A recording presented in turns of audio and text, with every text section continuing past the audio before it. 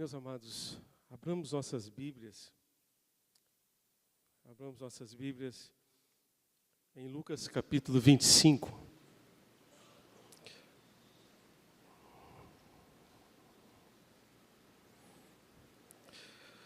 Lucas capítulo 25, perdão, irmãos, 25 não, né? Só vai até 24. Lucas 22, por favor.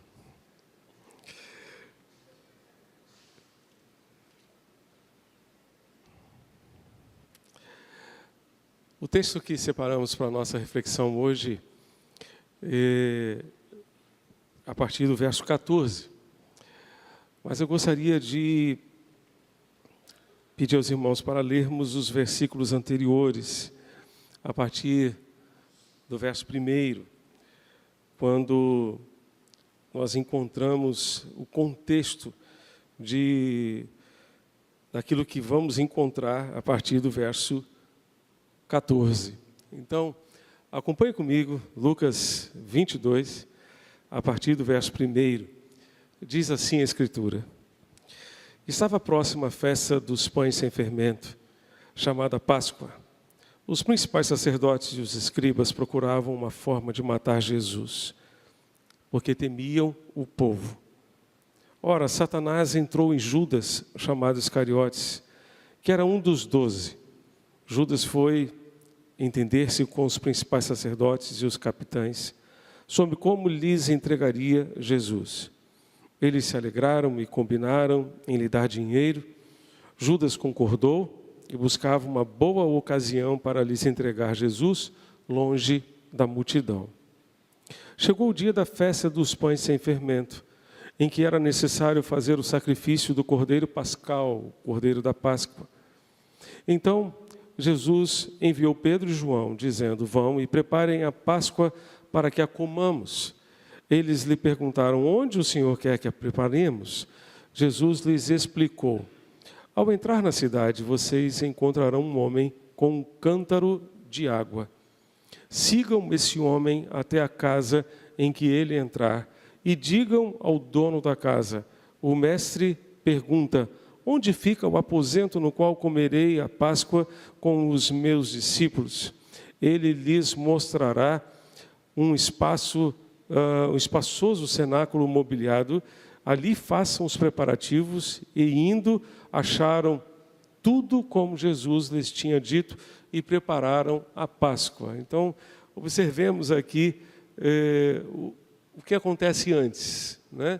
Primeiramente, um pacto para tirar a vida de Jesus, um pacto dos líderes religiosos daquela época, para conseguir, então, um meio de tirar a vida de Jesus. Logo depois, Judas se torna um instrumento de Satanás para, então, promover essa entrega do Senhor aos guardas, aos líderes ali. E depois nós temos a preparação da Páscoa para os discípulos, a última ceia celebrada pelos discípulos com Jesus. Então vamos ao verso 14 agora, para vermos o que aconteceu ali naquela ceia. Chegada a hora, Jesus se pôs à mesa e os apóstolos estavam com ele. Então Jesus lhes disse: Tenho desejado ansiosamente comer essa Páscoa com vocês, antes do meu sofrimento. Pois eu lhes digo que nunca mais o comerei até que se cumpra no reino de Deus. E pegando um cálice depois de ter dado graças, disse: Peguem e repartam entre vocês, pois eu digo a vocês que de agora em diante não mais beberei do fruto da videira até que venha o reino de Deus. E pegando um pão e tendo dado graças, o partiu e lhes deu, dizendo: Isto é o meu corpo que é dado por vocês. Façam isto em memória de mim. Do mesmo modo, depois da ceia, pegou o cálice, dizendo: Este cálice é a nova aliança no meu sangue derramado por vocês. Mas eis que a mão do traidor está comigo à mesa. Pois o Filho do Homem vai segundo o que está determinado, mas ai daquele por quem ele está sendo traído. Então começaram a perguntar entre si qual deles seria o que estava para fazer isso. Houve também entre eles uma discussão sobre qual deles parecia ser o maior. Mas Jesus lhes disse: os reis dos povos dominam sobre eles e os que exercem autoridade são chamados de benfeitores. Mas vocês não são assim. Pelo contrário, o maior entre vocês seja como o menor. E aquele que dirige seja como o que serve. Pois qual é maior, aquele que está à mesa ou aquele que serve? Não é verdade que é aquele que está à mesa? Pois no meio de vocês eu sou como quem serve. Vocês são os que têm permanecido comigo nas minhas aflições, e eu confio a vocês um reino, assim como o meu Pai confiou a mim, para que comam e bebam a minha mesa no meu reino, e vocês se assentarão em tronos para julgar as 12 tribos de Israel. Que Deus nos ajude a compreender a sua bendita palavra e aplicá-la aos nossos corações. Amém? Meus amados, temos aqui um momento crucial na vida de Jesus. Os preparativos foram feitos por Pedro e João, né? Interessante que eles perguntam: Senhor, mas como nós vamos preparar a ceia? Onde faremos isso? E Jesus dá uma instrução assim muito interessante, né? Vocês vão ver um homem com um cântaro, sigam a ele e perguntem: onde está o local que o mestre mandou reservar para celebrarmos a Páscoa? E assim aconteceu exatamente. Encontraram então um cenáculo todo mobiliado, encontraram lá certamente uma mesa diferente dessa aqui que usamos, que as mesas naquela época eram mesas provavelmente mais baixas, em que as pessoas se assentavam ao chão e se serviam. E Jesus então, sabendo que estava tudo pronto, reuniu seus discípulos e foi para esse lugar. E ali, sentado à mesa, aconteceram algumas coisas. E nós temos muito, certamente, o que aprender quando nos sentamos à mesa com Jesus. Eu gostaria de convidar os irmãos para que, pela fé, nós nos sentemos à mesa com Jesus nesta noite. Quando nos sentamos à mesa com Jesus, nós descobrimos uma motivação para viver. Servir de acordo com o modelo que Jesus nos ensinou. Vejam comigo o verso 24, vocês estão com a sua Bíblia aberta em Lucas 22, verso 24. Diz o texto que houve entre eles uma discussão. Houve entre eles uma discussão entre os discípulos. Parece que esse tipo de discussão é tão antiga quanto a existência da humanidade. Quem será o maior? Quem será o melhor? Quem fará algo melhor do que o outro? Esse nível de comparação gera competição e faz um estrago terrível nos relacionamentos e faz um estrago terrível na humanidade. Caim matou Abel simplesmente porque se sentiu inferior ao seu irmão, porque a sua oferta teria sido inferior à do seu irmão. Deus se agradou da oferta de Abel, mas não se agradou da oferta de Caim. Caim certamente deu o resto. Abel ofereceu a Deus a primícia, o melhor que ele poderia dar, os primogênitos entre os seus rebanhos, os melhores animais, os melhores cordeiros, ele ofereceu ao Senhor. Então, irado, Caim tirou a vida do seu irmão. E João, na sua primeira carta, vai dizer que todo aquele que odeia seu irmão não pode ter dentro de si o amor de Deus. Não pode ter o amor de Deus. Como que você pode ter o amor de Deus e ter a capacidade de odiar uma pessoa, seja ela quem for, de ter ódio de alguém? Isso é simplesmente uma incoerência, algo incompatível com o Evangelho, algo incompatível com o fato de termos sido perdoados por Deus, de reconhecermos a verdade de que nós fomos perdoados, todos nós fomos perdoados de uma dívida impagável, que não tínhamos como pagar. Então, esse tipo de discussão, quem é o melhor, quem é o maior, infelizmente acontece em muitos ambientes, ainda hoje, em que nós vivemos. Os discípulos estão brigando entre eles, e Jesus mostrou que quando estamos sentados à mesa com Ele, nossas diferenças são lançadas por terra. As diferenças de status social, as diferenças de conhecimento, as diferenças que tenhamos de opiniões, elas são lançadas por terra, porque estamos à mesa com Jesus. E se estamos à mesa com Jesus, o que importa é Jesus. O que importa é a vontade de Jesus, não é a minha vontade, não é o meu querer, não é o meu desejo, não é a minha preferência, mas é aquilo que Jesus quer. São os gostos e as preferências de Jesus. É isso que importa. Junto à mesa do Senhor prevalece apenas aquilo que nos é comum, o desejo de servir a Deus de acordo com o modelo que temos em Jesus.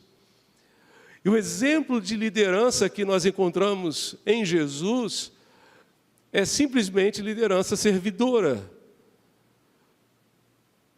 Quando encontramos as figuras a respeito de Jesus, encontramos a figura do servo, Isaías o descreve como servo sofredor.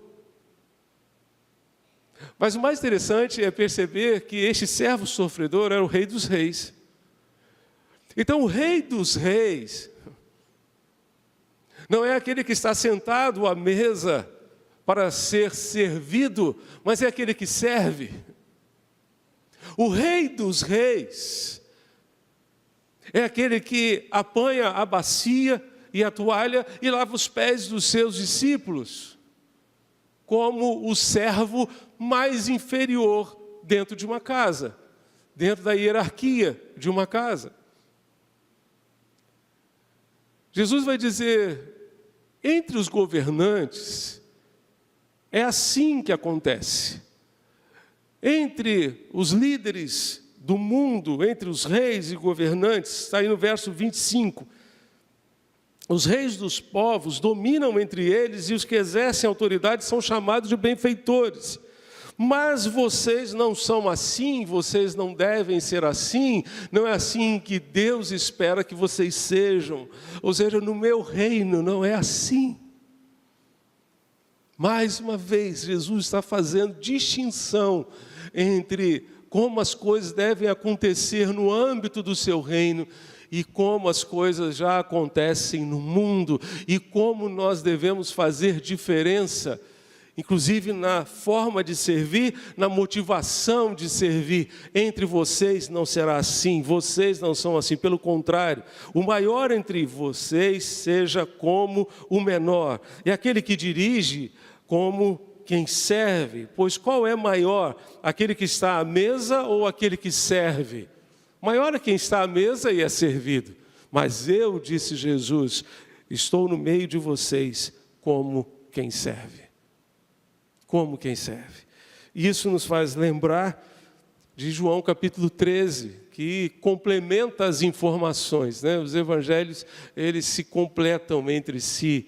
E, de acordo com a narrativa de João, capítulo 13, nós vamos encontrar Jesus lavando os pés dos seus discípulos e depois dizendo o seguinte, João 13, verso 13, vocês me chamam mestre e senhor e fazem bem porque eu sou.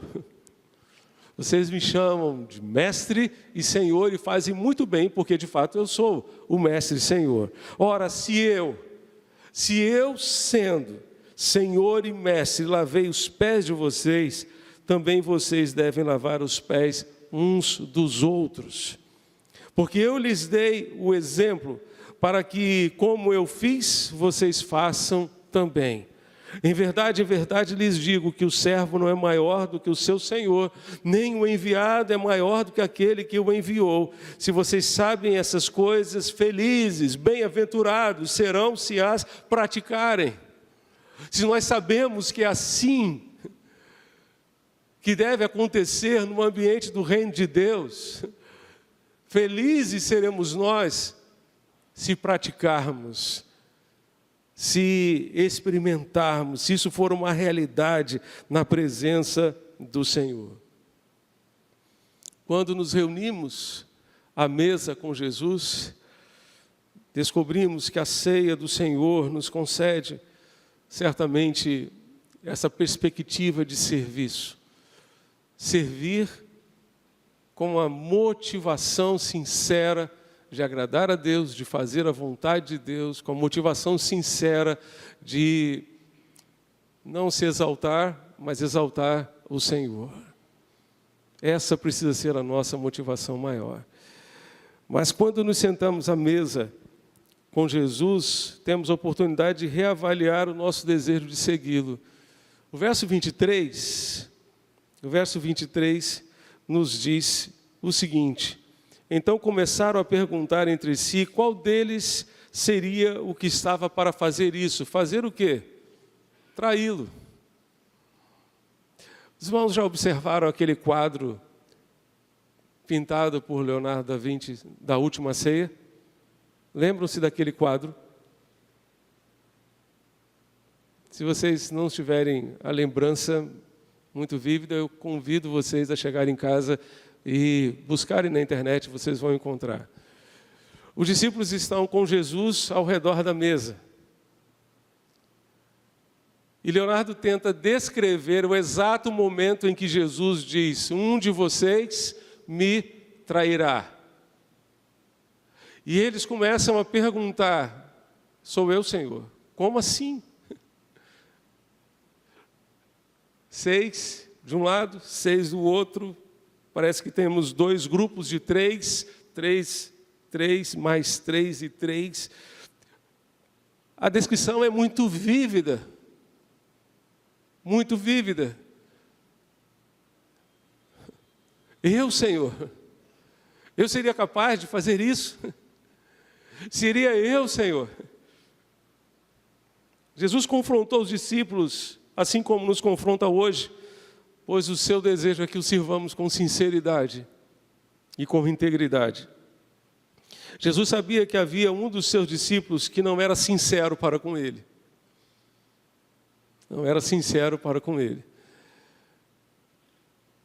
Jesus sabia de tudo aquilo que Judas já havia feito. O quanto dera lugar a Satanás no seu coração. Diz o texto que lemos no início: tendo entrado Satanás em Judas, ele deu lugar ao diabo. Paulo nos adverte a esse respeito, em Efésios capítulo 4, não deis lugar ao diabo, porque lugares vazios são ocupados nos relacionamentos, no coração humano. Lugares vazios são ocupados e o nosso adversário anda ao nosso derredor, bramando como leão, procurando a quem possa tragar, procurando espaços vazios, procurando brechas, procurando oportunidades para entrar e fazer o estrago, ou os estragos que ele sabe muito bem. Ele tem milênios de experiência em estragar a vida humana, em trazer tanto sofrimento, tanta dor ao coração humano, mas especialmente quando deixamos brechas, quando damos oportunidades para isso. Jesus sabia, portanto, o que estava para acontecer e sabia que um dos discípulos não estava sendo sincero perante ele. Deus não aceita um coração dividido. Deus não aceita um coração pela metade. Porventura sou eu, Senhor? Porventura sou eu? Essa pergunta precisa ecoar nos nossos ouvidos ainda hoje. Se é que desejamos ter uma postura diferente da postura que Judas teve. Temos aqui um tremendo desafio para nós que desejamos viver a vida do jeito de Deus, de uma forma agradável ao Senhor. Examinando o nosso coração, sondando o nosso coração, para não darmos ocasião ao nosso adversário e nem mesmo querermos seguir ao Senhor com uma motivação errada, com uma motivação que não agrade, que não alegre o coração de Deus. Quando nos sentamos à mesa com o Senhor, temos também a oportunidade de renovar a nossa aliança com Ele. Vejam comigo os versos 19 e 20. 19 e 20 de Lucas 22. Se pegando um pão, tendo dado graças, o partiu e lhes disse: isto é o meu corpo, que é dado por vocês. Façam isto em memória de mim. E do mesmo modo, depois da ceia, pegou o cálice, dizendo: este cálice é a nova aliança do meu sangue derramada por vocês. Certo autor disse que fez uma observação muito interessante, que aqui Jesus está se encontrando com os discípulos pela última vez, antes do Getsêmani. Ali no Getsêmani, como vimos hoje pela manhã, naquela prensa de azeitonas, Getsêmani significa isso. Jesus foi prensado,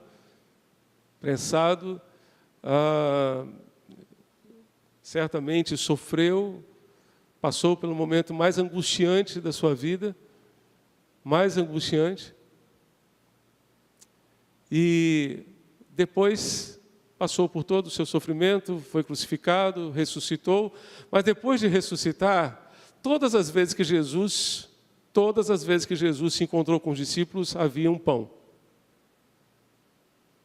Sempre havia pão. Peixe com pão na praia com os discípulos, com João e Pedro ali, ele renovando a disposição de Pedro em seguida: pastorei as minhas ovelhas, Pedro, você me ama. Todas as vezes há um pão.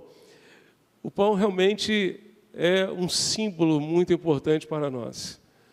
Jesus disse: eu sou o pão da vida. Eu sou o pão da vida, no sentido de que Jesus é aquele que tem condições de preencher as nossas necessidades, de atender às nossas necessidades, como só Ele sabe e pode fazer. E então, temos aqui também, além do pão, o cálice com o suco de uva, e Jesus disse que esse cálice representa a nova aliança. A nova aliança. Se você for ao livro de Êxodo, você vai encontrar o momento em que Deus estabelece aliança com o seu povo. E logo depois, você vai encontrar vários momentos em que Deus, através dos seus líderes, como Josué, por exemplo, renova a aliança. Quando ele diz: eu e a minha casa serviremos ao Senhor, ele está renovando a aliança do povo diante de Deus. Depois, através dos profetas, o mesmo vai acontecer, Deus sempre procurando trazer à memória aquela aliança, aquele compromisso que havia sido firmado lá no passado. Infelizmente, o povo não foi fiel à aliança com o Senhor. Israel quebrou essa aliança com Deus. Entretanto, mesmo assim, Deus teve misericórdia e fez uma promessa, como encontramos em Jeremias 31. Você pode abrir a sua Bíblia. Jeremias 31, verso 31. Diz assim a Escritura. Jeremias 31, verso 31. Eis aí vem dias, diz o Senhor, em que firmarei nova aliança com a casa de Israel e com a casa de Judá.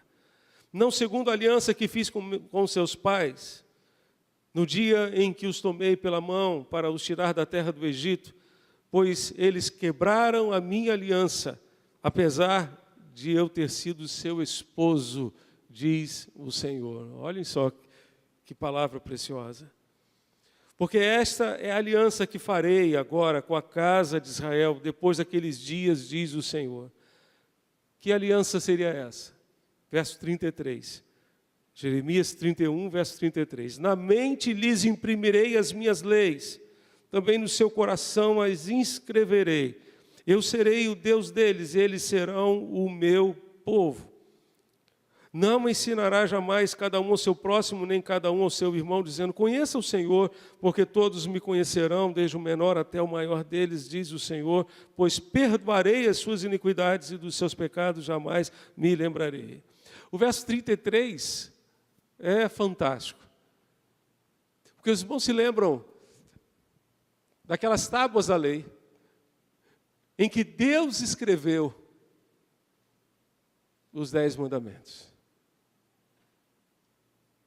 Agora Deus está dizendo: firmarei com o meu povo uma aliança, não mais como fiz lá no passado, porque agora não vou escrever em tábuas de pedra, eu vou escrever nos seus corações, eu vou imprimir essa lei nas suas mentes, nos seus corações, para que eles me sigam.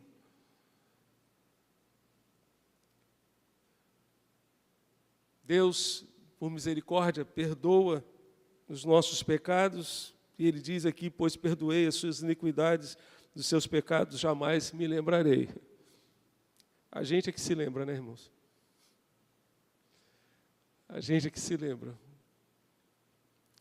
Deus fala através do profeta Miqueias que Ele lança os nossos pecados na profundeza do mar. Ou seja, o que é lançado na profundeza do mar é inacessível. Está fora do nosso alcance. Está fora do nosso alcance. E nós precisamos também, certamente, perdoar a nós mesmos e perdoar o nosso próximo. Porque de outra forma veremos infelizes. Mais tarde, o apóstolo Pedro afirmou: vocês são geração eleita, sacerdócio real, nação santa, povo de propriedade exclusiva de Deus, a fim de proclamar as virtudes daquele que os chamou das trevas para a sua maravilhosa luz. Hoje Deus está estabelecendo uma aliança com a sua igreja. Uma aliança no coração. O vínculo está aqui dentro de nós. A palavra está dentro de nós. Deus está imprimindo essa lei, esse mandamento na nossa mente, no nosso coração, para vivermos segundo o seu querer, segundo a sua vontade. Ele está estabelecendo essa aliança. A aliança é compromisso. Neste caso, vejam que lá em Jeremias ele fala, né, mesmo eu tendo sido seu esposo. Por quê? Porque a aliança com Deus tem que ser uma aliança de amor. Se não for por amor, será uma carga, será um fardo, será um peso sobre os nossos ombros e nós não vamos experimentar com alegria aquilo que Deus tem para nós. A aliança precisa ser uma aliança de amor. O compromisso que nós assumimos com Jesus e renovamos nesta noite junto à sua mesa, através da ceia do Senhor, é um compromisso de amor, é uma aliança de amor. Mas assim como o amor familiar, o amor conjugal, precisa ser renovado diariamente, nós precisamos também diariamente renovar o nosso amor pelo Senhor e aprender a expressá-lo. De que maneira nós expressamos o nosso amor ao Senhor? Amando uns aos outros. Amando uns aos outros. Quanto mais amamos a Deus, melhores condições temos de expressar o nosso amor ao nosso próximo. É assim que mantemos a nossa aliança com Ele, é assim que fortalecemos o nosso amor com Ele.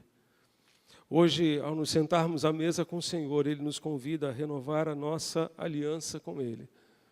E nós devemos nos lembrar das palavras do apóstolo Paulo, quando escreve aos Coríntios, ele diz: por isso, aquele que comer o pão ou beber o cálice do Senhor, indignamente será réu do corpo e do sangue do Senhor. Cada um examine a si mesmo, e assim coma do pão e beba do cálice, pois quem come e bebe sem discernir o corpo do Senhor, come e bebe juízo para si. Traz condenação para si mesmo, porque está comendo sem discernir o que está fazendo. Está comendo sem discernir o que Deus fez e o que você está fazendo diante dele. O que estamos fazendo hoje é simplesmente renovar a nossa aliança com o Senhor. A ceia do Senhor é para ser celebrada por aqueles que desejam segui-lo com todo o coração, com toda a sua alma, e por isso assumem um compromisso de vida com o Senhor. Se não desejamos expressar esse compromisso de vida com o Senhor, traremos juízo sobre nós mesmos. Esse compromisso de vida precisa ser expresso em palavras, atitudes, inclusive na atitude do batismo, na atitude de testemunharmos diante da congregação que nós morremos para o mundo e renascemos para uma nova vida com Deus, como é o significado, o simbolismo do batismo. Assim, se você ainda não tem uma aliança com o Senhor Jesus, hoje é o dia de você estabelecê-la. Hoje é o dia de você dizer: Senhor, eu quero andar contigo daqui para frente, quero viver uma nova vida contigo, quero que tu venhas imprimir a tua palavra na minha mente, no meu coração, para viver o restante dos meus dias segundo o teu propósito. A minha oração é que neste momento em que nos sentamos à mesa com o Senhor, cada um de nós tenhamos a bendita oportunidade de renovar a nossa aliança com Ele, bem como o nosso desejo de segui-lo com sinceridade, não com um coração semelhante ao de Judas, mas com sinceridade e integridade, e ainda com o desejo sincero de servi-lo.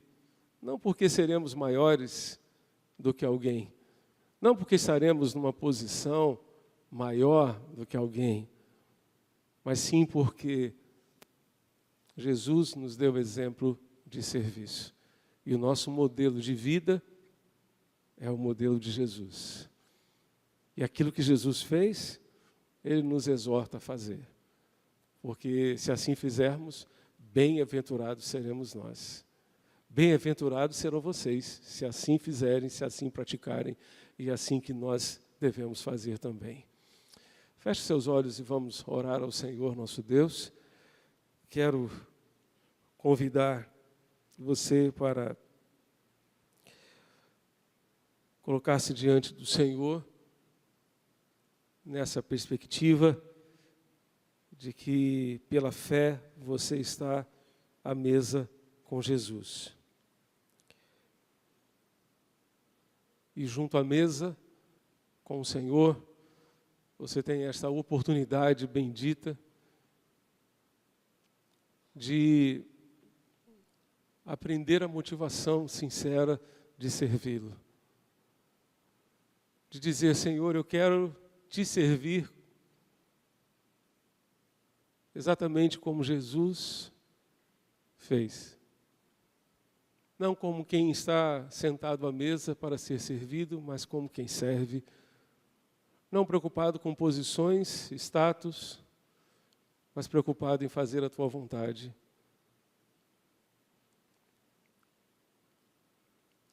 Quero te servir e seguir com sinceridade de coração, com coração íntegro.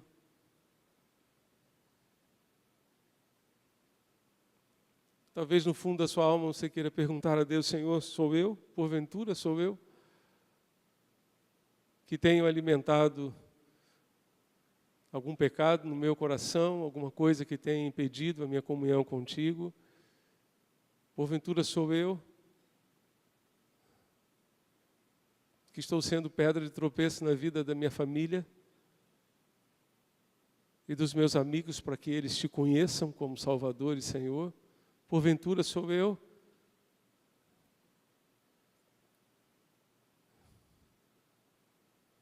que te sigo com palavras, mas não com vida?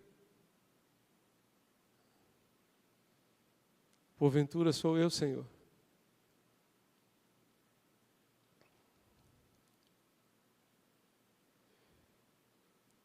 Conscientes do nosso desejo sincero de seguir Jesus e de servir Jesus conforme Ele nos ensinou, renovemos também a nossa aliança, nosso compromisso de amor com o Senhor.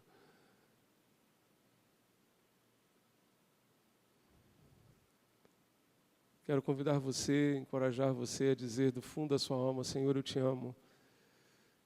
E porque te amo, eu quero te seguir e te servir com todo o meu coração, com toda a inteireza do meu ser. Quero te servir com todo o meu ser.